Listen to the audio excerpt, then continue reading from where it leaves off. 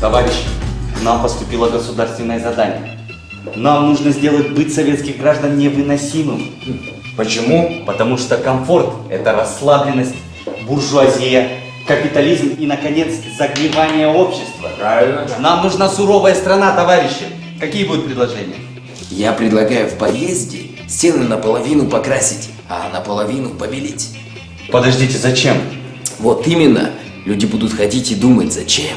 Отлично, запишем, товарищи. А я предлагаю туалет соединить с кухней. Нет, подождите, это жестоко. Тогда туалет соединить с ванной. Точно, вот это совсем жестоко. Запишем.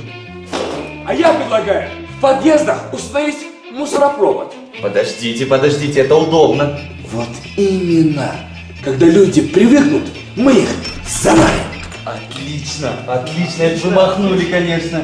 А еще создадим такую службу, которая, по идее, все это будет улучшать. Люди будут туда ходить и деньги еще платить.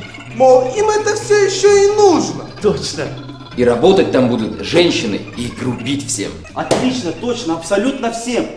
Подождите, это все как-то нужно назвать же.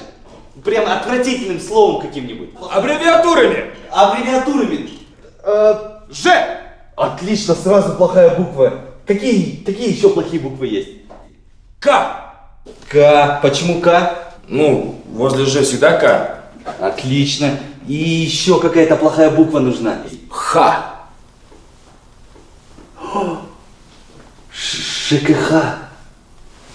ЖКХ, типа, живите как хотите. Браво. ЖКХ.